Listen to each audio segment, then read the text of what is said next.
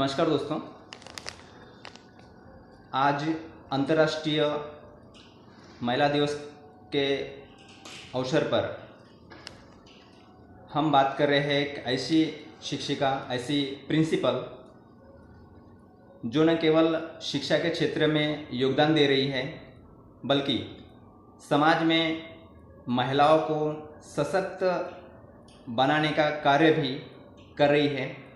आइए हम इनसे रूबरू होते हैं और महिला दिवस के इस कार्यक्रम पर कैसे देखते हैं और किस रूप में महिला दिवस जो 8 मार्च को होगा इसकी चर्चा हम कर रहे हैं। नमस्ते मैडम। नमस्ते। हमारे चैनल में आपका स्वागत है। आपका ये जो इंटरव्यूज़ है 8 मार्च महिला दिवस के उपलक्ष्य में ये जो कार्यक्रम होगा इसके लिए हम आपको शुभकामनाएं देते हैं कि आपका जो एक महिला दिवस का जो कार्यक्रम है वो सफल और कुशल हो। हम आपसे पूछना चाहेंगे कि अंतर्राष्ट्रीय महिला दिवस आपके लिए क्या मायने रखता है, क्या महत्व रखता है, क्या कहेंगे?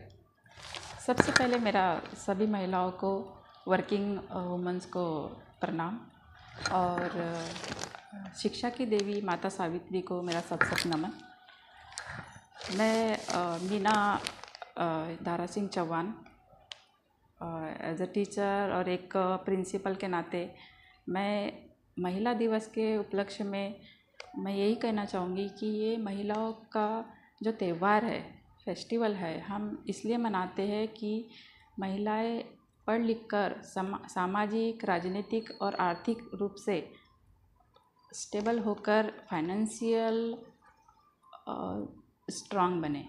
महिलाओं की सामाजिक, आर्थिक और राजनीतिक उपलब्धियों का, उनके मान सम्मान का हम ये गौरव का दिन होता है। इसलिए हम 8 मार्च का अंतर्राष्ट्रीय महिला दिवस बड़े ही गर्व से और गर्व से और हर्ष उल्लास से मनाते हैं और महिलाओं को आगे जेंडर इक्वलिटी में बढ़ावा देने के लिए, समाज में आगे आने के लिए जागरूक करते हैं। जी, एक शिक्षिका के रूप में आप अपने जीवन का सबसे बड़ा प्रेरणादायी स्रोत किसे मानते हैं? मैं अपने जीवन में मैं अपना प्रेरणा स्रोत तो अपनी माँ को ही मानती हूँ, क्योंकि बचपन से मैंने देखा है अपनी माँ को, जबकि वो ज़्यादा पढ़े लिखे नहीं हैं बट उन्होंने हमेशा प्रेरित किए आगे बढ़ने के लिए, शिक्षा के लिए। और मैं बचपन से देखती थी कि मैं अपने फैमिली को कुछ करके दिखाऊंगी, कुछ बनूंगी, जो घर के हालात है, परिस्थितियाँ है, उसको मैं चेंज करूंगी। आज के समय में महिलाओं की शिक्षा कितनी महत्वपूर्ण है? आज के समय में देखा जाए तो महिलाओं की पहली नीड ही एजुकेशन है। फाइनेंशियल इंडिपेंडेंट होने के लिए और खुद के डिसीजन उनको लेने के लिए और समाज में मान सम्मान से जीने के लिए उन्हें एजुकेशन बहुत ज़रूरी है।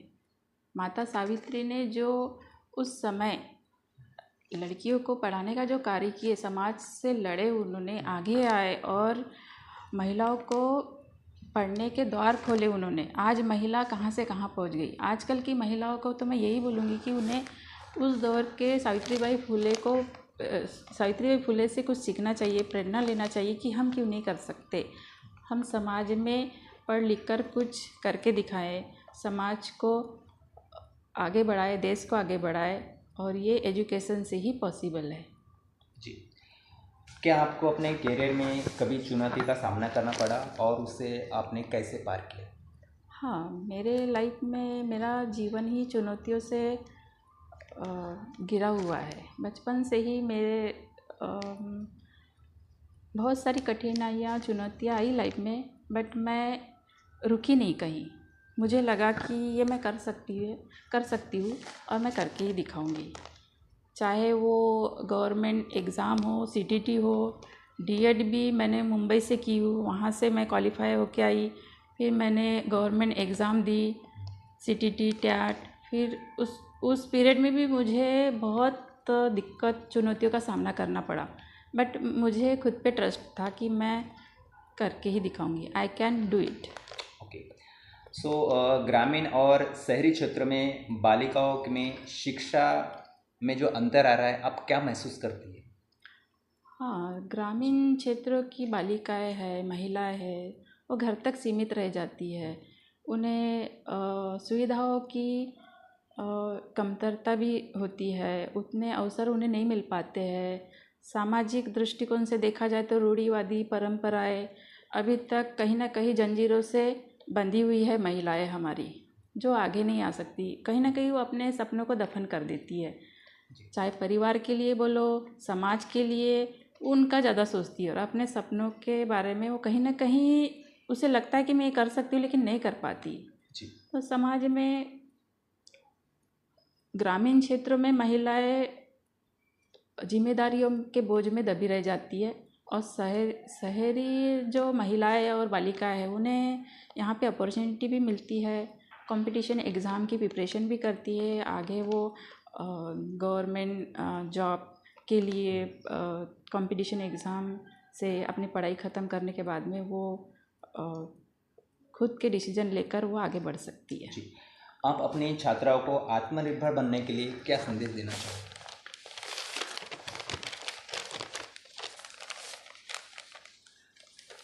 आत्मनिर्भर बनने के लिए मैं छात्राओं से यही कहूँगी कि स्किल डेवलपमेंट जैसे व्यावसायिक प्रशिक्षण है, और उनको जिस फील्ड में इंटरेस्ट है, जैसे कढ़ाई, बुनाई, गृह उद्योग, एजुकेशन फील्ड में वो शिक्षा के अलावा और भी मतलब समाज में ऐसे छोटे मोटे बिजनेस से भी अपना करियर स्टार्ट कर सकते हैं जी।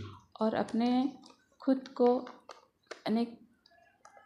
को डेवलप करने के लिए वो किसी के ऊपर डिपेंड नहीं रहे, पढ़ लिख कर वो इतने सशक्त बने कि वो अपने खुद के डिसीजन लेके आगे संघर्ष करे और शिक्षित बने। जी, परिवार और पेशेवर जीवन में इनके जो बीच रहता है उसको आप कैसे संतुलन बनाए रखते हैं? एक्चुअली परिवार और पेशेवर बोले तो पर्सनल और प्रोफेशनल लाइफ में क्या होता है ना कि एक महिलाएं दोनों को टाइम मैनेजमेंट करने में काफ़ी कुछ उसे रिस्पॉन्सिबिलिटी और बहुत सारी चीज़ें फेस करना पड़ता है। लाइफ में क्या होता है, देखो प्रोफेशनल जो चीज़ें हैं वो उसके बाहर है, फैमिली के बाहर की चीज़ें, बट फैमिली को भी उसको वक्त देना है, समय देना है, बहुत सारी रिस्पॉन्सिबिलिटी होती है। बट टाइम मैनेजमेंट हो और अंडरस्टैंडिंग फैमिली हो तो ये मैनेज हो जाता है। अभी आपसे एक और प्रश्न पूछेंगे कि नई शिक्षा नीति में महिला और बालिकाओं को क्या लाभ होगा आगामी दिनों के लिए, कैसे देखती हैं आप? नई शिक्षा नीति महिलाओं और बालिकाओं के लाभ का ये है कि गवर्नमेंट हमें महिलाओं को आगे बढ़ने की बहुत अपॉर्चुनिटी देते हैं। NEP 2020 में बालिकाओं के लिए समावेशी और गुणवत्तापूर्ण शिक्षा सुनिश्चित करती है। यहाँ उन बालिकाओं को समायोजित गुणवत्तापूर्ण शिक्षा के लिए आगे लाना चाहती है कि इक्वालिटी, इंक्लूशन एंड जो शिष्यवृत्ति मिलती है बालिकाओं को कि वो शिष्यवृत्ति यानी आर्थिक परिस्थिति बाधा ना है, कहीं पे भी एजुकेशन के लिए उनके जो हालात है वो बाधा ना बने। तो इसमें Beti Bachao Beti Padhao, access to educations, ये सब बात करते हैं NEP 2020 की। और सुरक्षित वातावरण है, सेफ इन्वायरमेंट भी बहुत ज़रूरी है। बेटियों को पढ़ाने के लिए घर से कईयों किलोमीटर दूर जाना पड़ता है, तो गवर्नमेंट ये सारी चीज़ें प्रोवाइड करते हैं। बट तकनीकी शिक्षा, अखिल भारतीय तकनीकी शिक्षा, ये इसके लिए स्कॉलरशिप भी देती है और इसके माध्यम से तकनीकी शिक्षा के माध्यम से लड़कियों की भागीदारी बढ़ाने के लिए छात्रवृत्ति प्रतिवर्ष 4,000 दी जाती है। तो इसमें क्या है कि अवसर तो काफ़ी है, बट कहीं ना कहीं अभी तक इसका फ़ायदा यानी महिलाओं तक या बालिकाओं तक के नहीं जा रहा है। तो हमें अवेयरनेस के साथ ये महिला 8 मार्च अंतर्राष्ट्रीय महिला के दिन मैं यही बोलूँगी कि जागरूक होके अपने आप को सामने लाकर एजुकेटेड होकर अपने सपनों को आप आकार दें और आगे बढ़े। जी। समाज में महिलाओं की भूमिका को लेकर आपकी क्या राय है?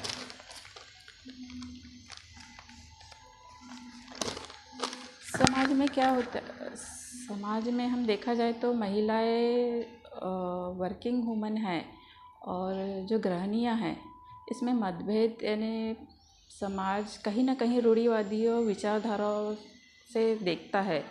दृष्टिकोण हमें चेंज करना चाहिए। सामाजिक दृष्टिकोण ऐसा होना चाहिए कि महिलाएं पुरुष के इक्वल, आज जो पुरुष नहीं कर सकते वो महिला भी कर सकती है। तो हमें ये दृष्टिकोण से सोचना चाहिए कि लेडीज़ को बढ़ावा दे, उन्हें अपॉर्चुनिटी दे और उनको आगे आने का मौका दे। जी। हाँ, अंतर्राष्ट्रीय महिला दिवस पर आप अन्य महिलाएं और छात्रों को क्या प्रेरणादायक संदेश देना चाहोगे? Woman can be emotional but a woman is never weak. नारी शक्ति का प्रतीक है। स्वयं को कभी कमज़ोर न समझे, शिक्षा और आत्मनिर्भरता के माध्यम से अपने सपनों को पूरा करे और अपनी आवाज़ बुलंद करे। में थे मीना चौहान मैडम, जो कि शिक्षिका भी है, गृहिणी भी है और एक अच्छी प्रिंसिपल भी है। जी हाँ, आपका बहुमूल्य समय देने के लिए बहुत बहुत धन्यवाद जी, और शुक्रिया। अपना साझा विचार करने के लिए, हमारे दर्शकों को दिखाने के लिए, बताने के लिए और हमारी अन्य महिलाएं और अन्य जो छात्राएं हैं उनको भी प्रेरित भरा अपने एक शब्दों में बयान किया। और 8 मार्च का ये जो प्रोग्राम है अंतर्राष्ट्रीय महिला दिवस, सभी महिलाओं को हमारे तरफ से शुभकामना है। और महिलाओं के सम्मान में ये जो प्रोग्राम होते आ रहा है, हम चाहते हैं कि हर साल प्रतिशत इन महिलाओं को दिया जाए। सिर्फ महिला दिवस के अवसर पर ही महिलाओं को सम्मान दिया जाता है, एक हमारे समाज में एक भ्रांतियाँ फैली है। 8 मार्च जैसे भी आता है तो महिलाओं के सम्मान के लिए सभी पुरुष वर्ग आगे आ जाता है, लेकिन हम चाहते हैं कि ऐसे 8 मार्च का जो प्रोग्राम है 8 मार्च को न होती हुए ये हर दिन 365 दिवस महिलाओं को सम्मान में ये जो कार्यक्रम है वो चलाया जाना चाहिए। ऐसे में हमारा जो समाज है बहुत उपलब्धि होकर के आगे बढ़ा हुआ है। और आपका बहुत बहुत धन्यवाद, जो कि हमारा जो चैनल पे आपने एक्सक्लूसिव इंटरव्यू दिया महिला दिवस की। आप सभी लोगों का 8 मार्च के दिन बहुत बहुत ढेरों शुभकामनाएं। Thank you sir.